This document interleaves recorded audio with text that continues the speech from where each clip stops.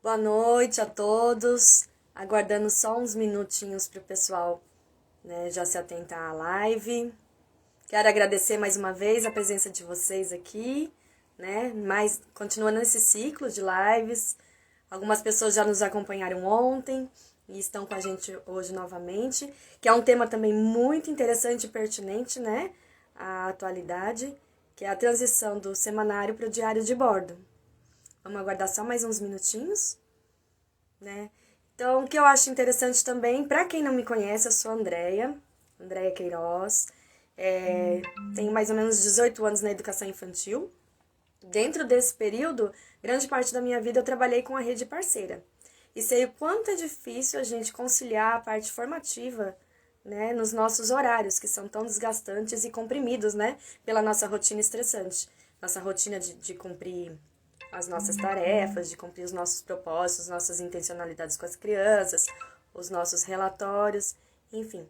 Então, agora, como eu estou na rede, estou trazendo também algumas pessoas que estão com uns assuntos bem interessantes para a gente refletir juntos. Então, essa página ela foi criada com o intuito de reflexão, né, de trocas de experiências, para que juntas possamos pensar, refletir na nossa prática e depois sim trabalhar no nosso dia a dia.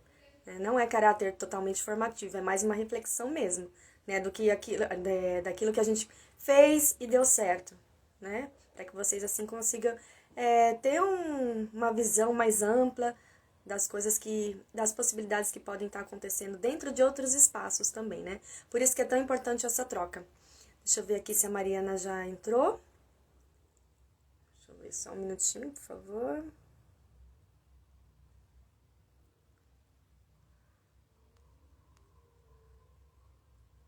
Mariana, se você entrou, dá a cena, por favor, que eu já te chamo.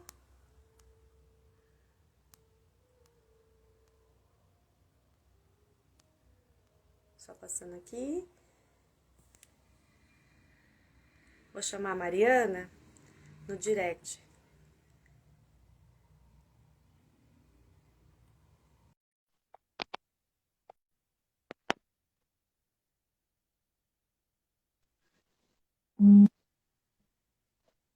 Ah, sim. Olá, Andréia, tudo bem? Boa noite, Mariana, tudo bom? Prazer. Tudo bem. Está me ouvindo bem? Tá ótima, a conexão tá perfeita. Obrigada. Ai,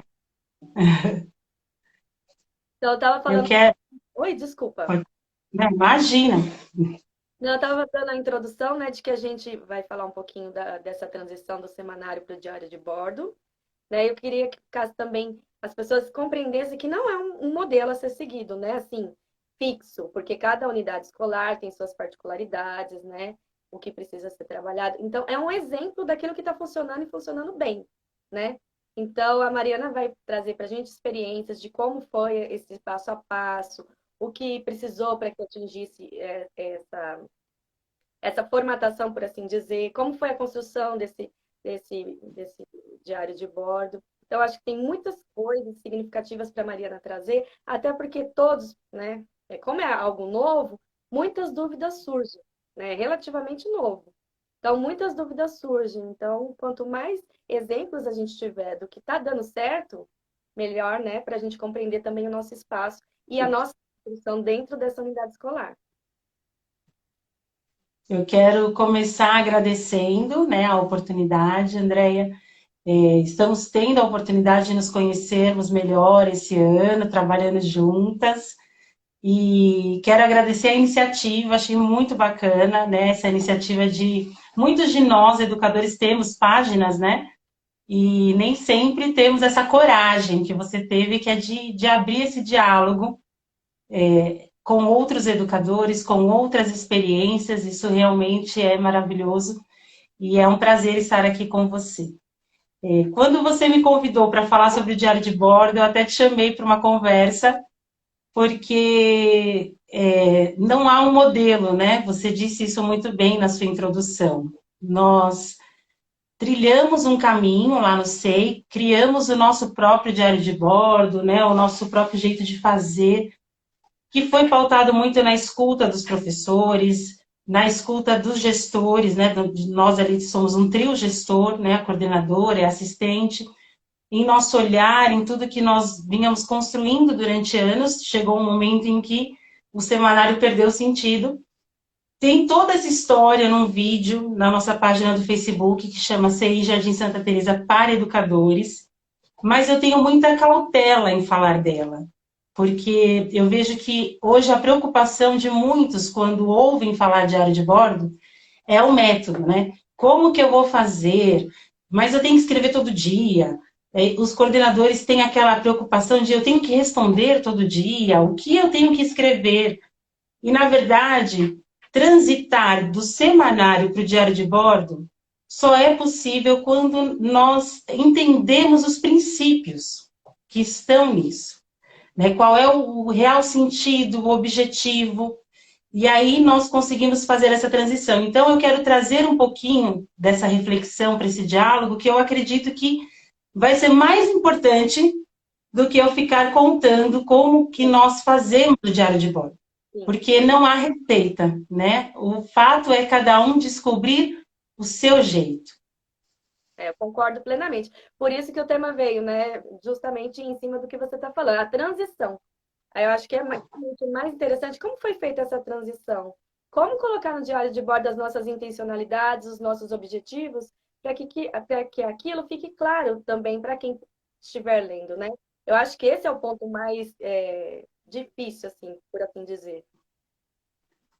A transição ela só é possível quando nós conseguimos responder duas perguntinhas.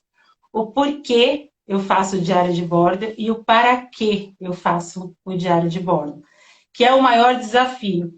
Né? Quando nós perguntamos o porquê, muitos respondem, para organizar, né? Para ter registrado ali o meu fazer.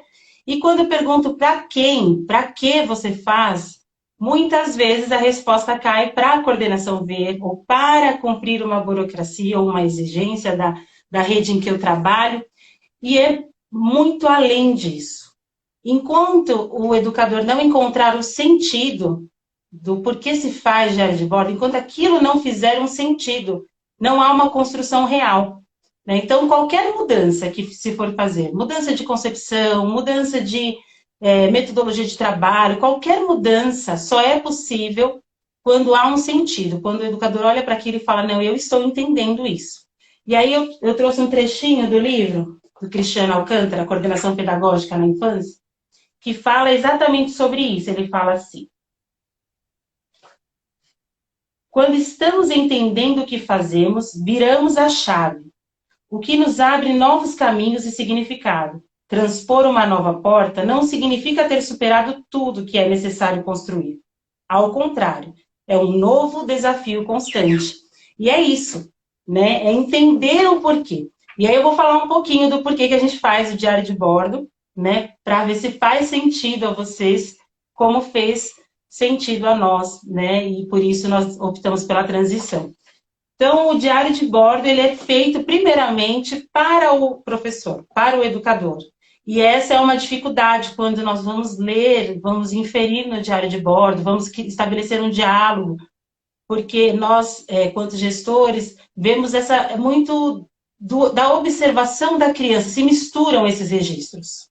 Né? Então, alguns entendem o diário de bordo como um caderno de observação. Então, eu registro ali tudo que eu observei da criança, como que foi a proposta, mas ele é, na verdade, uma reflexão do nosso próprio fazer. Ele revela o potencial desse educador. O porquê que ele fez aquelas escolhas, o que justificou, qual foi o olhar que ele teve, o como ele enxerga a ação dele, a interação, como ele materializou aquilo. Ontem foi falado muito sobre espaços, né, sobre como a gente faz essa organização, e amanhã o Thiago vai falar também sobre isso. Então, como isso se constitui? Por que eu escolhi determinado material? Por que eu coloquei ali e não cá? Tudo isso, esse registro do diário de bordo, por meio da reflexão, ele vai contando e vai narrando. Então, a famosa metacognição que nós ouvimos tanto, né, ela acontece nesse momento, é comprovado. Então, quando a gente escreve, nós temos uma reflexão mais aprofundada do que quando nós falamos ou quando nós contamos. Então, é um momento de diálogo primeiro com você mesmo. de você sentar, escrever, fazer muitas indagações, como a Iracema falou ontem, né? Como que surgem essas indagações? Quando eu estou escrevendo, quando eu começo a pensar sobre a minha ação, sobre o porquê que eu vou fazer aquilo, isso vai gerando, né, uma reflexão mais aprofundada, o autoconhecimento, a autoformação, porque nessa escrita nós vamos nos formando cada vez mais, vamos crescendo profissionalmente, né, compreendendo e vendo, tendo ali uma visualização melhor do nosso próprio processo de crescimento. Então, o porquê tem que sempre estar centrado em nós. O diário de bordo, ele é do professor. Então, mais do que... Eu tenho lá o meu caderno de registro e de observação dos alunos. O professor vai ter. Mas o diário de bordo é onde ele faz os registros sobre o seu próprio fazer. As reflexões acerca do seu próprio fazer. Então, esse é o porquê. E o para que fazemos isso?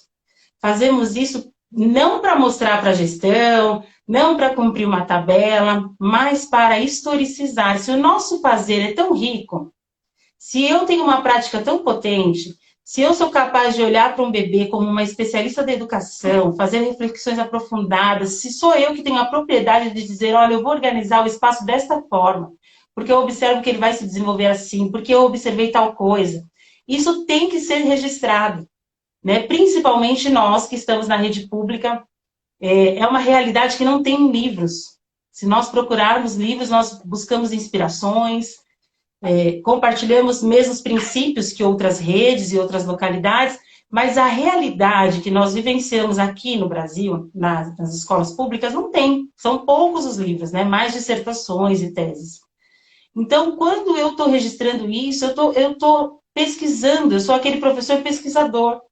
Eu estou historicizando isso, eu estou exercendo um movimento de partilha, de oportunizar que outros leiam, de oportunizar que outros tenham a inspiração nas minhas descobertas. E também tenho a possibilidade de, depois de um tempo, olhar a minha própria evolução, né? Da onde eu parti, aonde eu cheguei.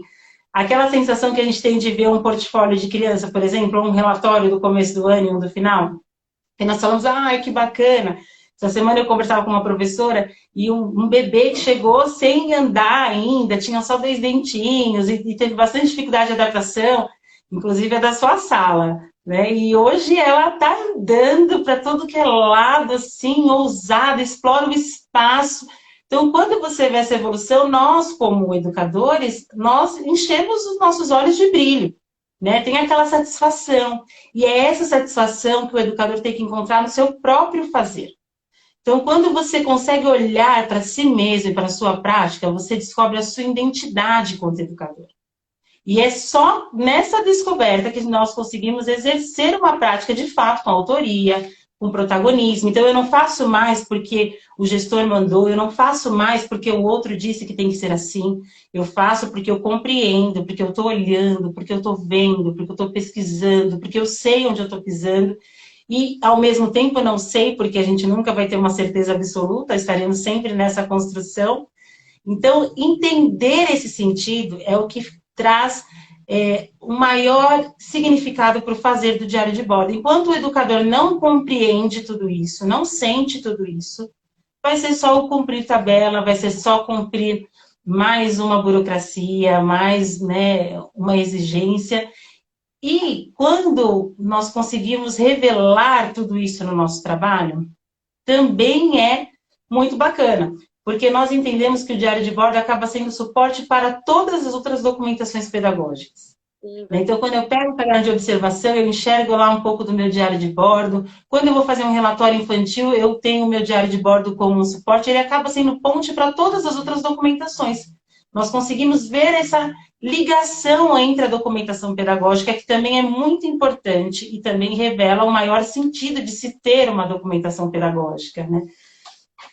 E eu estou falando, mas vai me interrompendo se você quiser, Andréa, fica à vontade.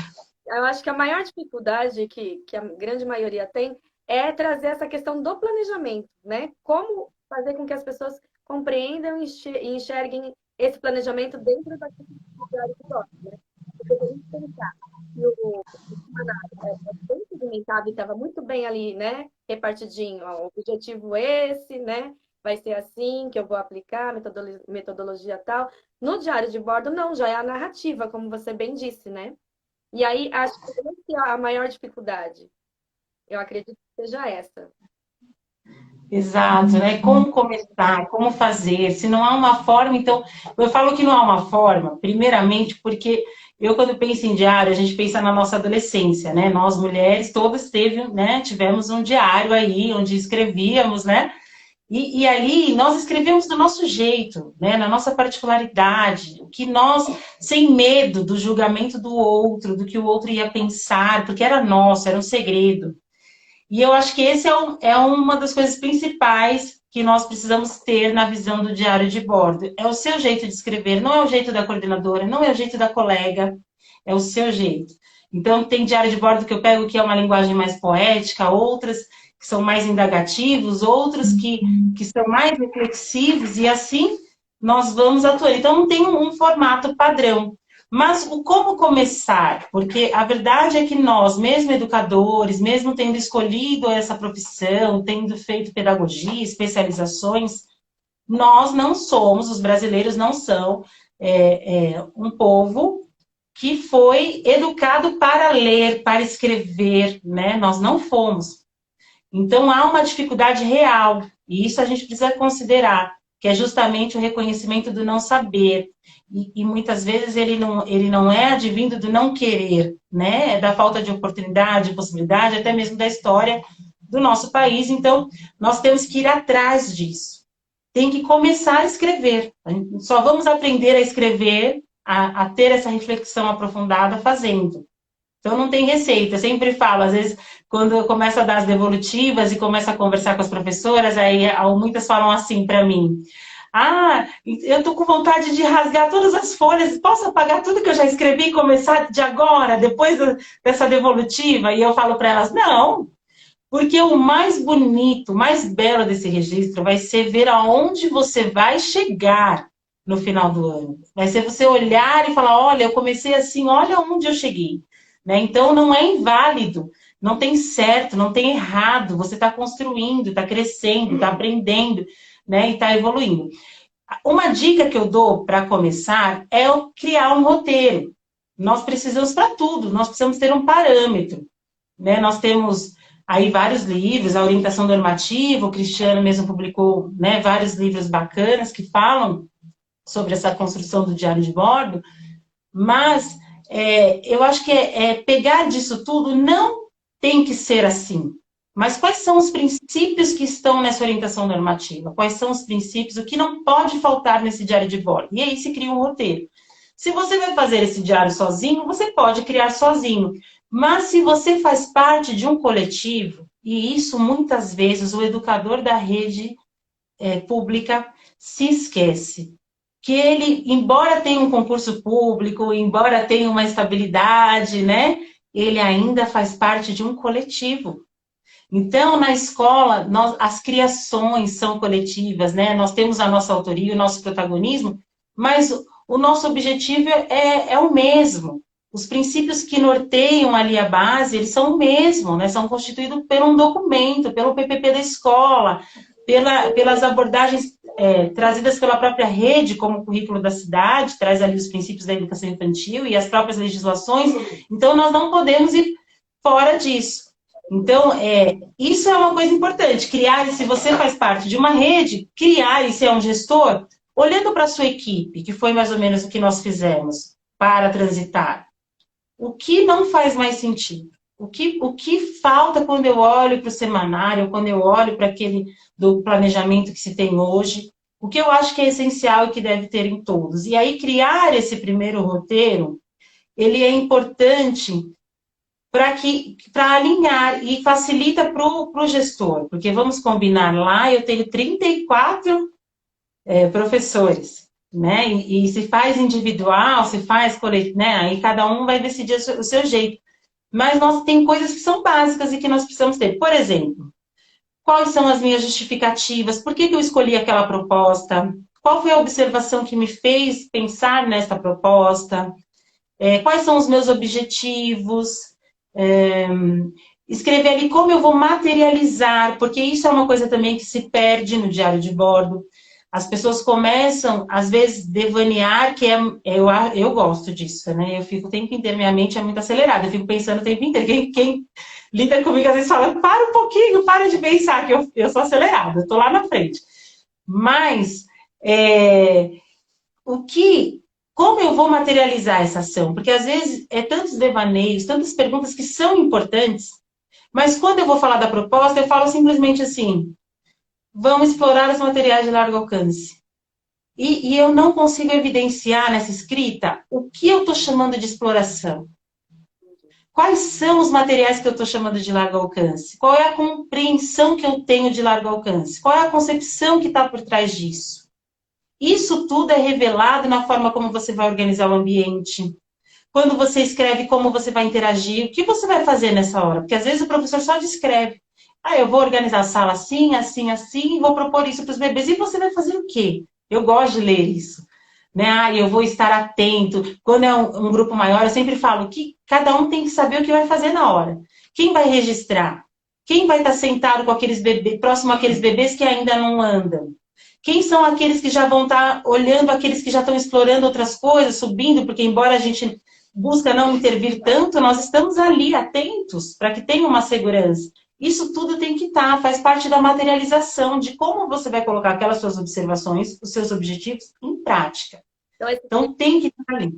esse é o planejamento, né? Mas o planejamento de uma forma, é uma narrativa, é uma conversa. É uma narrativa. Eu sempre falo, né? Comece falando o porquê, né? O porquê você. O primeiro a gente dispara, né? Eu falo sempre, o primeiro planejamento, ele parte de uma tentativa, de uma observação, vou fazer isso para ver como que os bebês ou as crianças vão reagir, o que vai ter, tal, como você vai preparar aquele ambiente, quais são os seus objetivos, como você vai se posicionar. Depois da sua proposta, o que você tem que fazer? É avaliar. Aí você faz aquela reflexão mais aprofundada. O que você viu? Qual vai ser a próxima proposta? Por que, que vai ser essa a próxima proposta? Né? O que te fez chegar nessa próxima proposta? Então, são coisas que você vai observando ali e você vai vendo que uma proposta vai meio que justificando a outra, porque você está observando as crianças.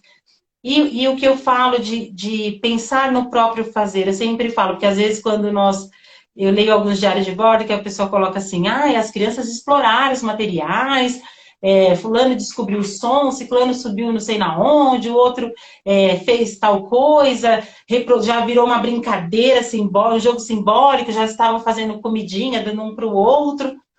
Mas aí eu sempre pergunto, quando eu leio o diário de bordo assim, eu sempre pergunto para o professor, e o que você compreendeu, o que você observou do que você propôs? Porque é essa a reflexão que nós temos que fazer no diário de bordo. Sim, eu observo as crianças, eu coloco lá no meu caderno de observação das crianças, vai ser parâmetro para os meus relatórios, mas o que eu estou dizendo que eles criaram? Criaram, por exemplo, um jogo simbólico. O que isso me diz? Me diz que é um desafio? Me diz que a turma está interessada nisso, que talvez eu tenha que ir por esse caminho, propondo, né, ver se novas brincadeiras são criadas.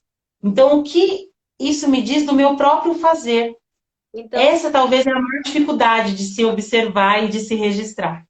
são as pistas para o novo planejamento, né? E assim vai indo sucessivamente.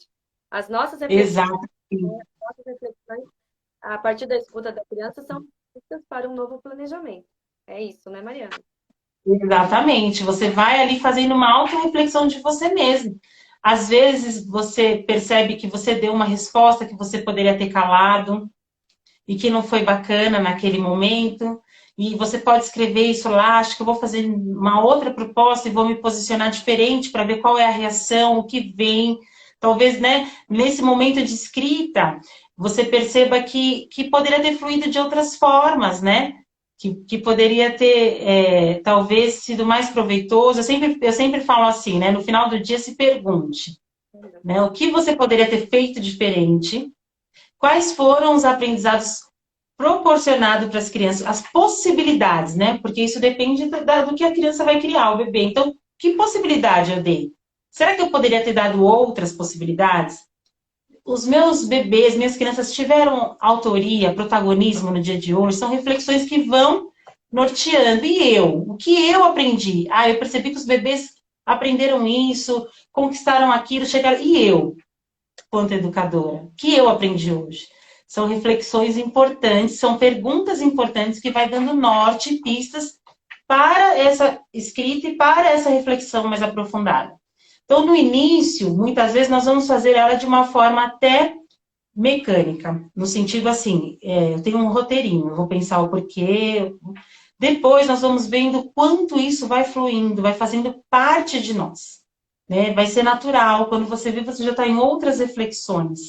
Sim. Né? Eu vou pegar o gancho que eu falo que eu não consigo acompanhar os comentários, mas eu estou vendo aqui, o Thiago escreveu sobre o diário de bordo coletivo, né? Então, como eu vou aproximar um pouquinho da nossa prática lá, como a gente faz? Então, quando nós damos a devolutiva, eu e a coordenadora dividimos, até para poder ter um acompanhamento mais próximo, mas nós trocamos as informações, uma leu que a outra respondeu, às vezes nós respondemos juntas, e assim vai indo. E então nós temos um olhar, que é basicamente esse que eu acabei de relatar. Né? Tem lá o porquê, da onde saiu essa proposta, como foi feita, eu consigo visualizar quais foram as reflexões. Então, nós temos mais ou menos esse roteirinho que nós buscamos em todos os diários de bordo, mesmo que escrito de formas diferentes. E então é isso que a gente chama de coletivo. Mas eu sei que tem uma fala na rede, tem uma preocupação, se o diário de bordo tem que ser individual, tem que ser coletivo. Eu vou falar o meu pensamento, tá? Quanto Mariana. Eu acredito que nós, quanto gestores, temos uma diversidade muito grande de professores, porque diferente de uma escola particular que seleciona quem eles vão contratar, então eles já selecionam aquela pessoa que conhece determinada abordagem, que trabalha de um determinado jeito, e ali vão alinhando a sua equipe. Nós não temos isso. Nós recebemos diversas pessoas com diversas formações, com diversos, né, formação inicial, outros que já avançaram, e como a gente preenche essas lacunas, como a gente traz uma coesão de concepção, de abordagem, de proposta. Então, claro que é na discussão do PPP, né? A escola já tem um percurso histórico, quem chega tem que se apropriar disso, mas eu vejo o diário de bordo uma oportunidade disso. Porque quando as professoras escolhem na atribuição, né? A Andrea viveu isso esse ano, não conhecia as parceiras, né? Ingressantes, uma, né? Cada uma de um lado. Né? Como que você vai saber qual é a concepção que uma tem, da onde vem a outra, qual a experiência da outra? Então, eu acredito que aquelas professoras que são da mesma sala, há uma riqueza quando se discute isso junto. Porque você alinha o olhar que se tem para a criança. Uma ajuda, o diálogo já se estabelece ali. O diálogo não precisa ser só com a gestão. A gente se autoforma o tempo todo com as crianças, com os pares. Então, quando esse grupo de professora discute ali, eles estão alinhando as concepções, o como eles vão olhar para aquela criança, estão refletindo sobre a proposta, avaliando como foi. E talvez o que uma viu, a outra não viu e não percebeu, e talvez o que a outra não saiba, uma sabe. Então, nessa discussão, nessa troca, eu entendo que há uma riqueza muito grande de crescimento, e por isso lá os diários de bordo são feitos por turma. Né, por turma manhã e tarde, e fica acessível a todos, inclusive aos pais, a toda a comunidade. Ele fica num lugar acessível a todos. Mas, pode falar. Desculpa, Mariana. Fala, André, eu vou falando. Fala. Eu acho super interessante quando você traz isso, porque eu fui da rede parceira, né? E lá é diferente, você fica 8 horas, geralmente eu ficava mais com os maiores, MGs e tal. E aí a construção geralmente era sozinha, né? E essa troca que eu tô tendo agora de construir com as meninas e também partilhar com as professoras da manhã, tá sendo riquíssimo, né? Porque você amplia a sua mente também, vai além daquilo que você já sabe, começa a pesquisar mais, e é algo muito rico para todas nós. Eu também concordo com essa sua visão.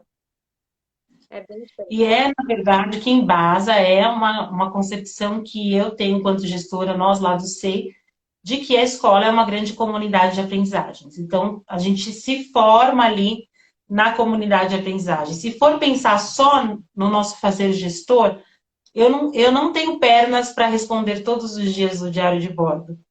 Né? Às vezes nem todas as semanas.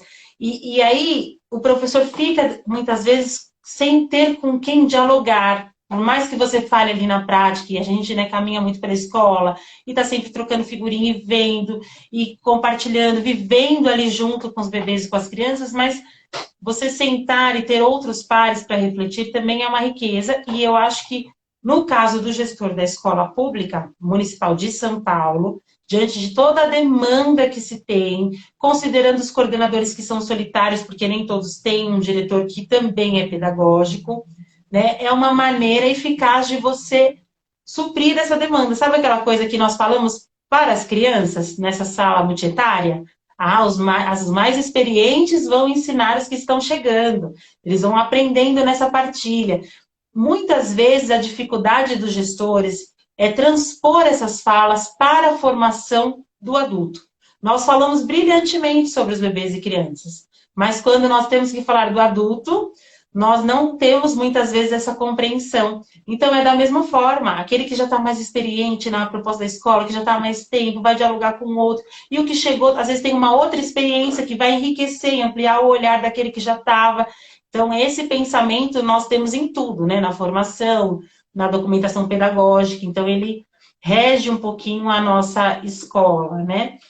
E falando no diálogo, eu sei que é muito importante ter com quem dialogar, mas eu escuto, às vezes, muitos educadores falando, parei de fazer o diário de bordo porque ninguém guia.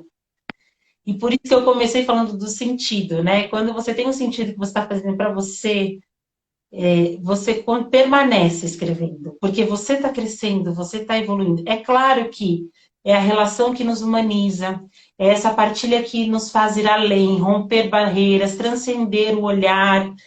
Então, é importante ter o diálogo, mas não pode ser um paralisador. Então, nós precisamos pensar sobre isso, né? Não desanimar, faça o seu diário de bordo. E quando você encontrar um par, né, para te dar uma devolutiva, isso é maravilhoso, porque o diálogo, ele nos tira do chão, nos desafia. E muito legal o nosso diário de bordo é porque a gente escreve para o professor e depois eles escrevem para nós. E às vezes, naquela resposta, eles nos tiram do chão e nos desafiam a ir além. Então, é essa troca que é gostosa e todo mundo cresce nisso, né? Trazer outras visões do olhar, porque às vezes você está tão ali naquela rotina, está tão enraizado ali, que você não consegue enxergar uma possibilidade. Né? Eu falo que chega uma hora que parece que a nossa mente limita, assim, né? Você está olhando tanto para aquela situação e aí você fala, agora parece que eu estou sem criatividade, não sei mais o que fazer, o que eu faço? Então, ter um par, alguém que vem com um olhar de fora, é fundamental. Né? Nos tira do chão mesmo e nos faz ir adiante e cria, de fato, uma construção coletiva. Porque é o que eu falei sobre as professoras da mesma turma. Esse diálogo vai nos humanizando, vai alinhando os nossos pensamentos e nós vamos construindo a escola. Não esquecer que a escola é um ambiente coletivo, feito por todos. Então, quanto mais a gente dialogar, quanto mais partilharmos, quanto mais estivermos juntos, mais as coisas vão acontecer. Ontem eu ouvi a Iracema falando assim, né? André agora está numa escola que as coisas acontecem. Eu fiquei pensando nessa frase, mas por que acontece? É por isso, né? Porque tem um pouquinho de todo mundo, então faz sentido para todo mundo, né? E as coisas vão acontecendo até de uma forma natural. Eu acho, Mariana, é ótimo, né? Maravilha estar aqui conversando com você. Queria, nossa, também. Eu agradeço muitas pessoas aqui também. Mas a gente pode abrir então para algumas perguntas, quem quiser perguntar, né? A gente fica à disposição. Pode colocar aí um comentário. Alguém tem alguma pergunta? Enquanto as pessoas vão colocando, André, eu vou só fazer uma colocação sobre o semanário. Porque, principalmente, quem já está há muito tempo na educação, tem um apego, às vezes aí fala, ai, mas agora chegou tudo novo, o semanário não tem mais valor, né? Então, o semanário, ele é fundamental para organizar, ele organiza, né? Ele organiza, a gente não pode dizer que ele não organiza, ele organiza, ele informa o que o professor vai fazer naquele momento. Então, para quem não se tem nada, tenha-se pelo menos um semanário, né? A ponto de você ter ali um pré-planejamento, tem os quadradinhos lá, e você, né, poder comunicar ao seu coordenador, à comunidade escolar, o que você vai fazer. Mas o porquê nós transitamos desse semanário? porque ele era inflexível, né? Eu vou falar um pouquinho, enquanto vocês vão colocando as perguntas, eu vou falar um pouquinho das observações que nós fizemos. Ele tinha um quadradinho de horários, e as professoras queriam fazer tudo bonitinho, e não queriam riscar. Então, quando não dava para cumprir, ou quando, né, hoje as crianças estão muito agitadas, tinha a sensibilidade de perceber que era um outro momento, e muitas vezes tinha essa dificuldade, eu não vou riscar. Então, ou o semanário trazia algo que não era real, que não tinha acontecido, ou ele também acabava trazendo, sendo um militarismo para as crianças, porque professor, agora acabou o horário, deixa tudo, vamos lá para a próxima coisa, e assim ia. Então ele não tinha um diálogo, ele era inflexível, ele não revelava o potencial do professor. Nós começamos a ver que os nossos estudos, as nossas formações, faziam o professor ir além. Nós vimos propostas riquíssimas, muitas vezes sintetizada pela simples exploração de materiais. Sim. E né, você vê que o professor planejou, ele pensou estrategicamente, ele pensou em qual material, o que ele ia pôr, como ele ia pôr, como iam ser as interações iniciais para disparar, e nada disso era evidenciado, né, esse potencial todo do professor. Então, o reconhecimento de que o professor, ele cria teorias, ele é pesquisador, ele é quem vai dominando a sua prática ali, e vai amadurecendo, e vai fazendo o mediador, né? Que faz com que o espaço também seja um educador, e que as interações aconteçam, e isso não era revelado. Então, eu vejo o diário de bordo como uma valorização do próprio trabalho do professor, né? E foi uma das coisas que nos fez transitar, e aí nós chegamos a um momento que nós percebemos que nós estávamos invadindo as crianças, não estávamos respeitando, principalmente pela rigidez de tempo. E nós queríamos um material que nos ajudasse a planejar, porque o planejamento é importante, nós não podemos entrar numa sala, o que vamos fazer hoje, né? Tem que ter algo, a gente precisa provocar, né? E por mais que a gente dê toda essa liberdade para o bebê e para a criança, fazê-lo avançar está no olhar de quem media as situações, planeja ali o espaço e tudo. Então, nós queríamos um planejamento que nos desse essa liberdade. Então, hoje, o nosso diário de bordo dá essa liberdade. O nosso diário de bordo não tem assim, segunda-feira farei tal coisa, né? As professoras planejam ali a sua quinzena, a sua...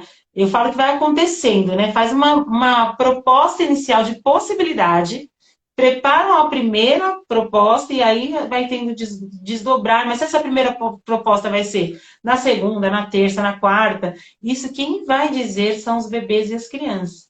Claro que tem as atividades permanentes, que sempre acontecem, as rodas de músicas, né? Rodas de história. Isso acaba acontecendo todos os dias, a exploração de outros espaços, mas essas propostas mais minuciosas acontecem assim, e às vezes acontecem do momento, né, de repente aparece uma borboleta no parque, as crianças pegam, né, isso acontece muito na nossa escola, pegam na mão e ele vai e vira, né, a minhoca que virou um minhocário, né, e muitas coisas vão acontecendo.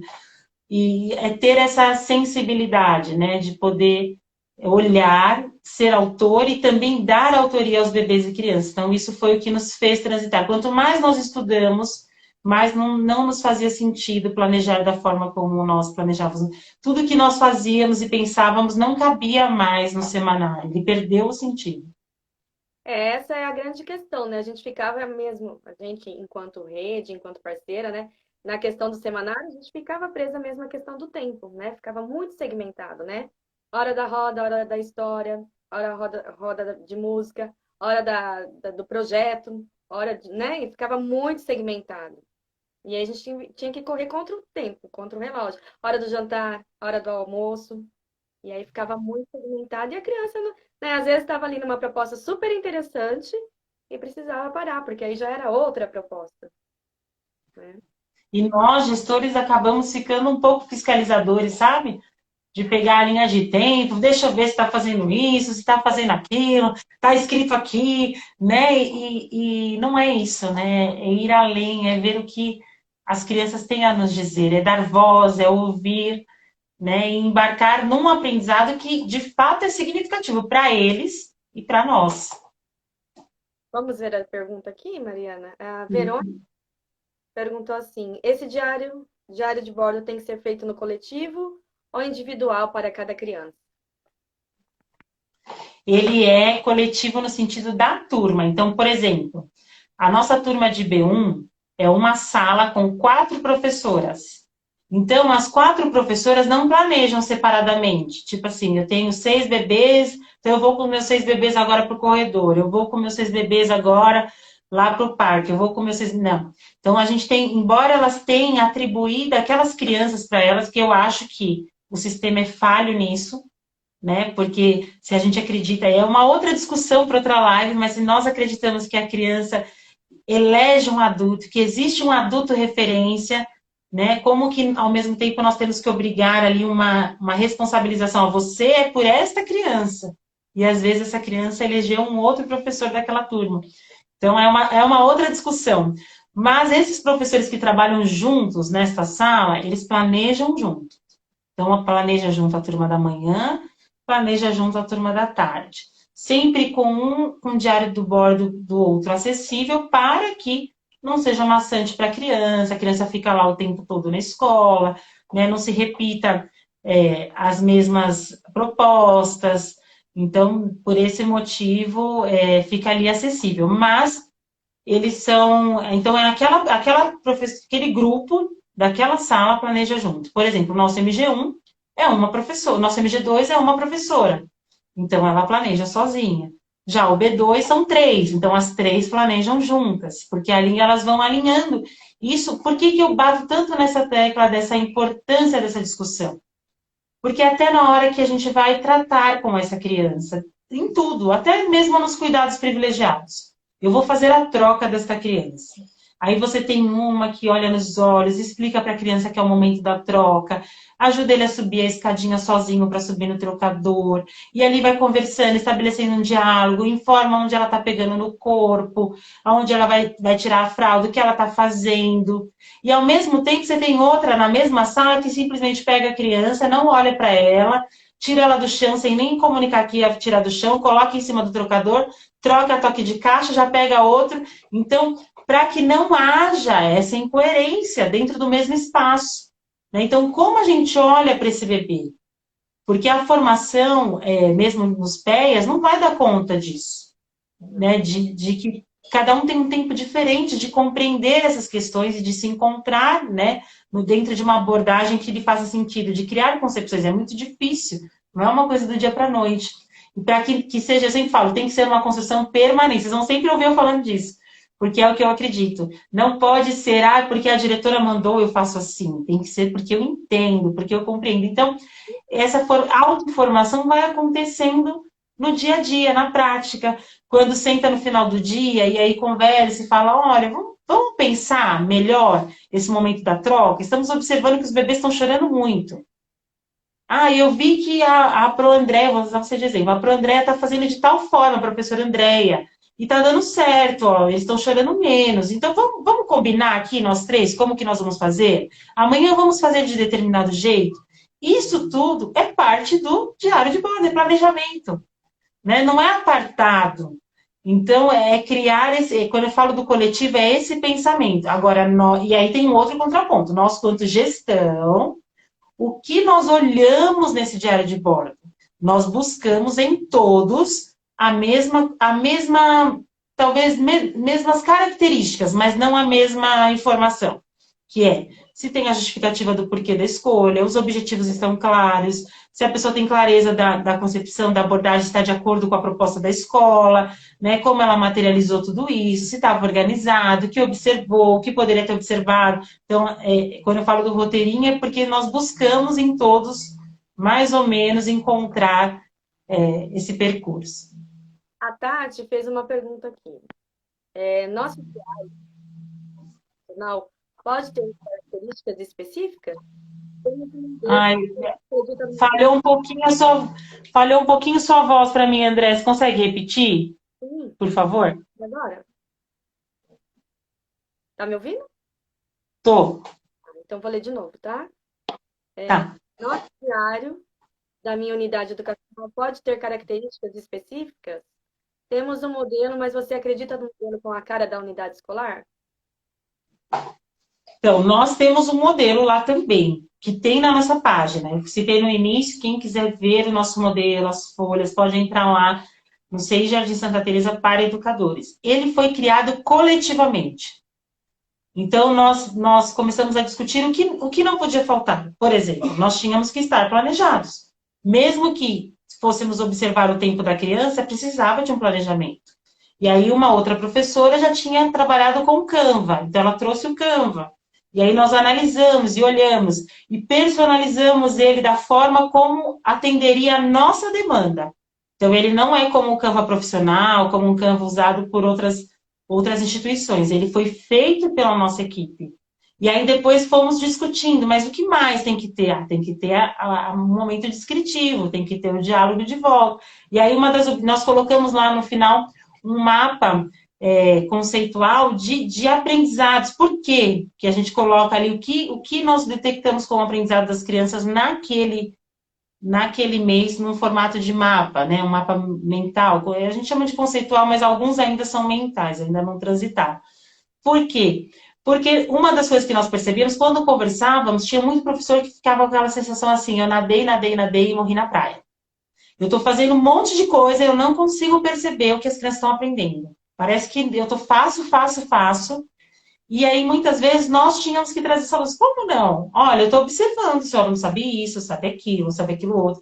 Claro que ajuda o fato de eu ser mãe também, não sei. Então, às vezes eu pegava o relatório das minhas filhas e eu depois chamava as professoras e falava assim, eu preciso falar com vocês. Eu vou escrever isso, isso, isso. Mas a minha filha foi além, eu vejo que ela aprendeu isso, aprendeu isso. Aí eu falo, nossa, é verdade. Então, muitas vezes, a rotina cristaliza os nossos olhos e nós não, até mesmo entraríamos em outros tópicos, características da profissão, da desvalorização profissional do professor, que muitas vezes também, muitas vezes não, interfere também no nosso fazer. Então, às vezes, a gente está cansado, fadigado, e algumas situações que se reproduzem, e até de cunhos maiores, e faz com que a gente não consiga ver os frutos do nosso próprio trabalho. Ah, tá, eu sou tão potente assim, a criança aprende mesmo comigo. Então, esse momento de parar no mês e falar quais foram os aprendizados. E é muito legal porque algumas professoras põem a legenda do professor, faz assim, o que as crianças aprenderam e o que nós, professoras, aprendemos nesse mês. Então, é o momento de parar e refletir e reconhecer o próprio percurso. Então, é muito importante. Então, foi muito. Por isso que eu falo que não tem receita, ele foi feito muito dentro das nossas necessidades, do que a gente foi observando. Então, criar isto, eu acho que é válido, mas não é uma coisa para sempre. Eu vou dizer, esse ano nós recebemos muitas professoras novas, eu tenho lido outros diários de bordo e já tenho repensado algumas coisas, algumas questões. Né? Eu recebi as módulos, elas protagonizam alguns projetos e elas que também é uma vertente de autoria, porque o módulo ficava só naquela questão substitui, auxilia, né? Então nós demos esse protagonismo e elas vieram questionar algumas partes do diário de bordo, algumas porque é um planejamento totalmente diferente. E eu olhei para elas e falei, vocês têm razão, faz muito sentido. Então, por isso que eu tenho muita cautela de falar o como ele é. Porque eu não sei se amanhã ele será assim. Nós vamos construindo, né? Dia a dia, ano a ano. Não existe um modelo, né? É igual você falou. As devolutivas que vão ocorrendo vão fazendo com que ele vá se transformando, né? De acordo com a E aí né? vale dizer que eu me lembrei agora, desculpa, por isso que no momento da pandemia, nós não nós retiramos ele, porque a gente voltou muito no meio do ano, acho que foi ano passado, se eu não me engano. Nós voltamos no meio do ano e já tinha muita coisa acontecendo, e aí nós falamos assim, olha, nós estávamos com uma equipe, a sua maior parte já antiga na escola, vocês já sabem os princípios e como fazer, então tenham a liberdade. Tem aqui um caderno, façam do jeito que vocês acharem. E foi um teste, mas foi muito legal, porque cada uma achou o seu jeito de fazer. Muitas usaram as referências do modelo, né, que a escola tem, entre aspas, e foi muito legal esse percurso. Então, o modelo, talvez ele seja necessário para começar, como eu disse, como eu falei do roteiro, para iniciar, para transitar, mas às vezes ele já nem faz mais sentido, né? Você não vai, o professor já não vai mais precisar disso. ele mesmo consegue fazer no seu próprio caderno as suas reflexões e ir além, e ali estabelecer um diálogo, mas eu acho que o parâmetro é importante, né, para começar, para iniciar, ter um norte, né, por onde partir. Mariana, o Thiago tem uma pergunta. Poderia passar alguma referência que você utilizou com o grupo para começar a discutir a transição? Sim, sim. Hoje tem outras coisas, né? Hoje eu tenho aqui, já vou mostrar mais um para vocês. Eu tenho outros livros aqui, mas na época nós tudo estava voltado muito à nossa concepção de criança. Nós começamos a estudar muito isso. Estudamos a fundo a abordagem de Amy Pickler, e aí nós trouxemos alguns especialistas para fazer palestra dentro da escola.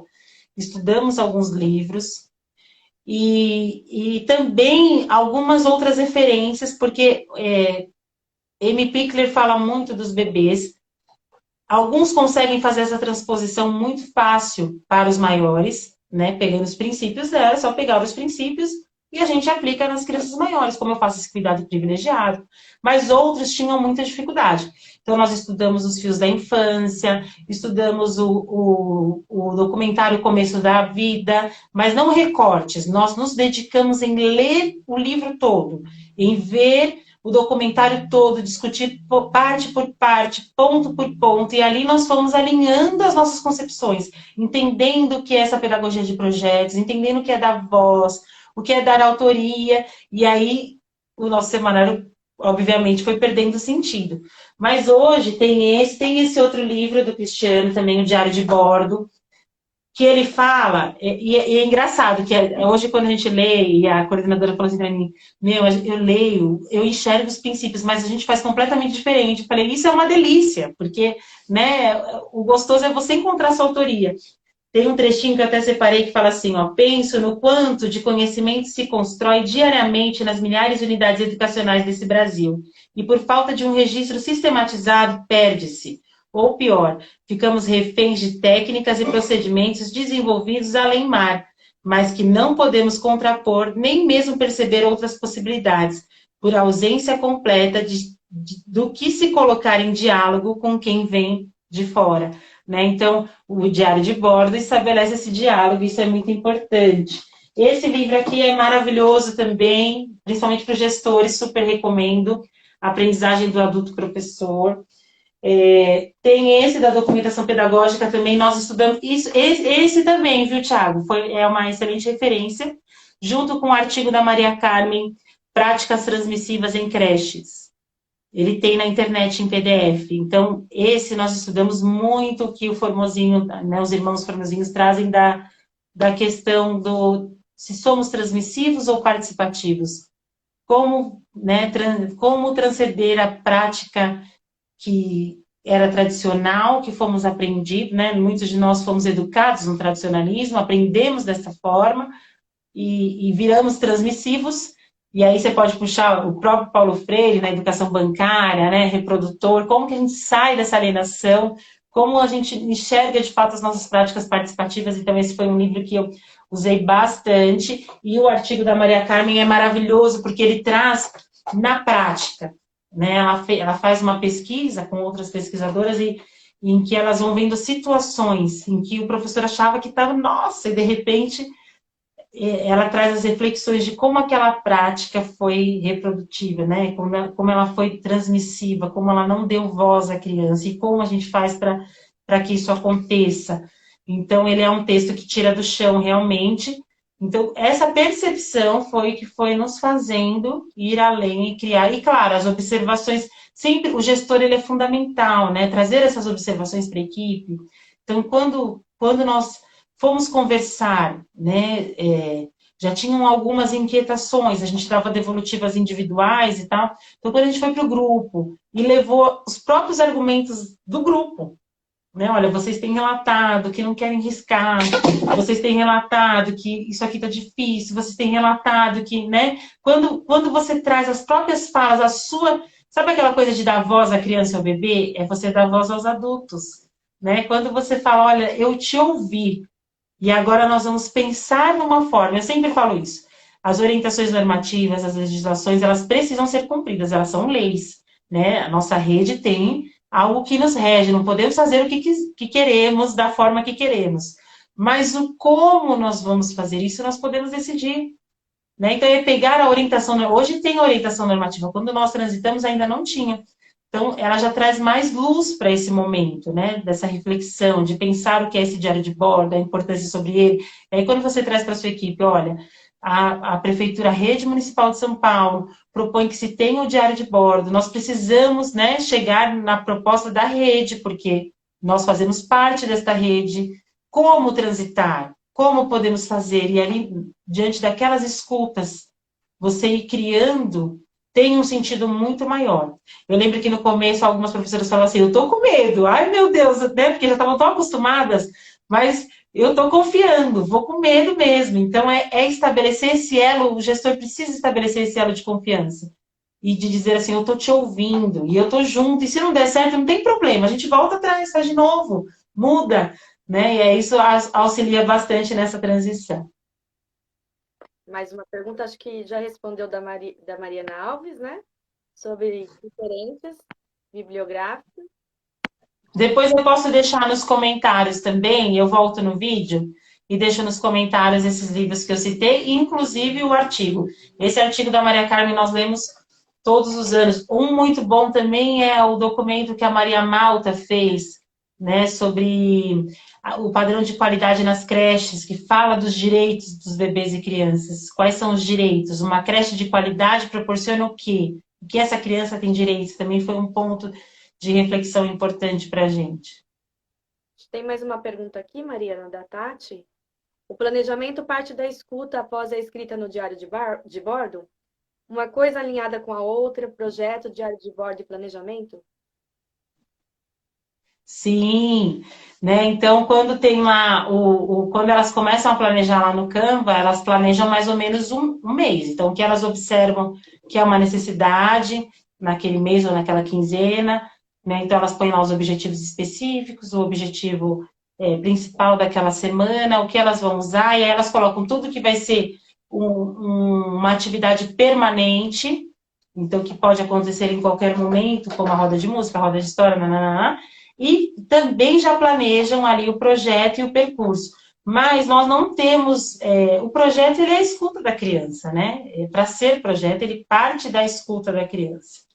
Então, não tem não é uma atividade sequenciada. Muitas pessoas ainda fazem projeto assim, mês de maio, isso, e acha que isso é projeto. Então, tem que cumprir aquelas coisas. Nós fazemos atividades disparadoras. A primeira proposta, a gente está disparando um assunto que a gente percebeu que é uma necessidade, o que é um problema, o que é uma dificuldade, o que é algo de interesse do grupo. Então, nós disparamos. E aí, as próximas propostas vêm do que as crianças vão nos respondendo. Então, é esse diálogo. Então, o diário de bordo, ele tem aquele planejamento inicial, da onde eu pretendo chegar, e ele vai se desenvolvendo durante o mês. E tem mês que nós vemos na avaliação final, que tem uma avaliação final do mês, que as professoras colocam, né, que vai continuar a mesma proposta, ou que não, que no meio do percurso houve um desvio, por isso, por isso, por isso, por isso. Então, tudo isso fica ali documentado. O Thiago fez uma observação dizendo que a Mariana vai ter que fazer muito mais lives. Porque você apresenta esperanças em dias tão difíceis. O olhar da gestão é muito fundamental. Ver se tem mais alguém. É verdade, né, Tiago? Eu concordo com você. A gente acaba, eu brinco, eu falo assim, eu não posso chegar triste, porque parece, a sensação que eu tenho é que eu chegar triste na unidade escolar, parece que o clima, todo mundo fica, né? Querendo ou não, o gestor, ele dá o tom, né? Então, é a gente também se entender como um educador pesquisador que aprende na prática, é estar junto, vivenciar junto, né? Refletir, ir além, estar sempre em busca, e isso reflete na equipe, com toda certeza, né? Dar voz, né? Eu até postei na minha página ontem, né? Um trechinho de um texto que eu fiz sobre acolhimento num livro, em que eu faço justamente esse paradoxo, né? Do acolhimento que a gente faz aos bebês e crianças, e que nós falamos tanto, né? Acolhimento permanente aos bebês e crianças. Mas quando nós olhamos para o educador, o professor, nós não acreditamos nesse acolhimento permanente.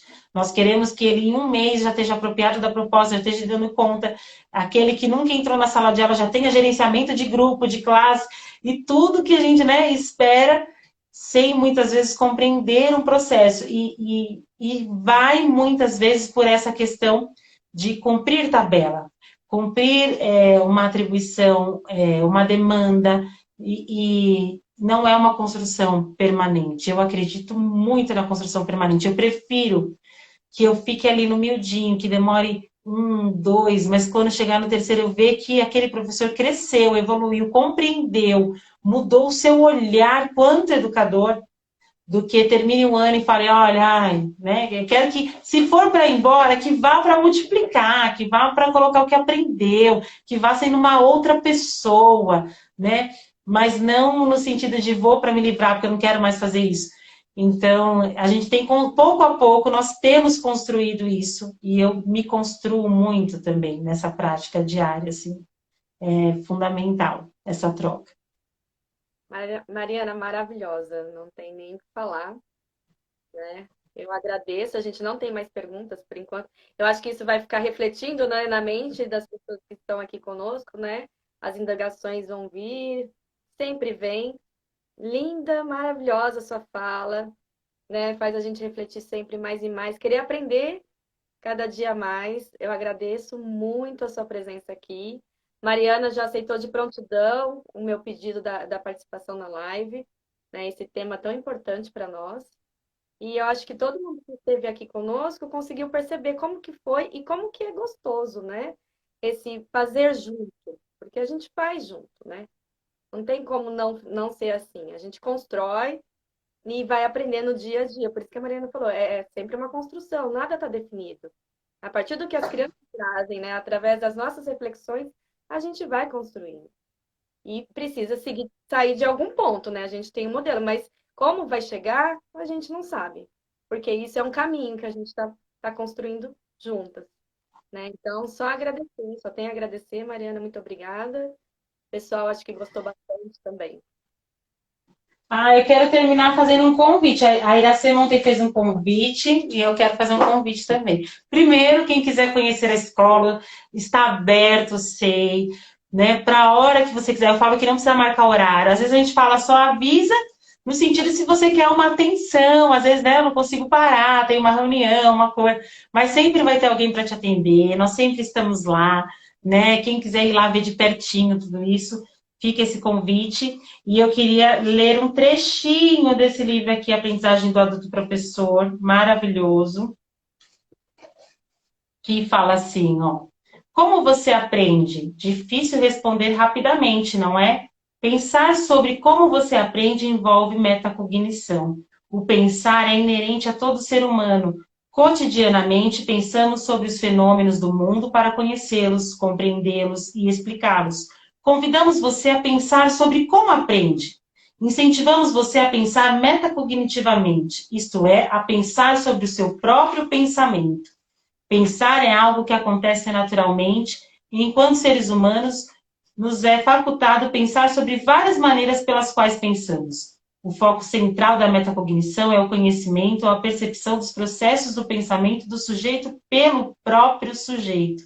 Para tanto, é fundamental que cada um conceda a si mesmo oportunidades para refletir sobre os seus pensamentos, ou, metaforicamente falando, predisponha-se a se olhar no espelho. Esse é o convite. Se você ainda não faz o diário de bordo, se arrisque, né? Se olhe no espelho, faça por você, para conhecer como você aprende, para reconhecer o seu processo, para se valorizar, para se ver como um educador potente, construtor de teorias, autor da sua própria prática. E fica esse convite. Nossa, muito instigante esse convite, né, Mariana? Obrigada, mais uma vez, muito obrigada. Quem quiser acompanhar também um pouco da página da Mariana, é lá no @ressignificar pedagógico. Ela sempre está postando coisas interessantíssimas lá, né? E amanhã a gente vai conversar um pouquinho com o Thiago também para finalizar esse ciclo de live, né? E aí, só agradecer mesmo, né? Sim, o pessoal está perguntando se a live vai ficar gravada. Vai ficar sim. né, para vocês assistirem quantas vezes quiserem, tá bom? Mariana, eu vou finalizar então. Muito obrigada. E a gente se vê amanhã, tá bom? Obrigada, Andréia. Beijos. Tchau, tchau. Tchau.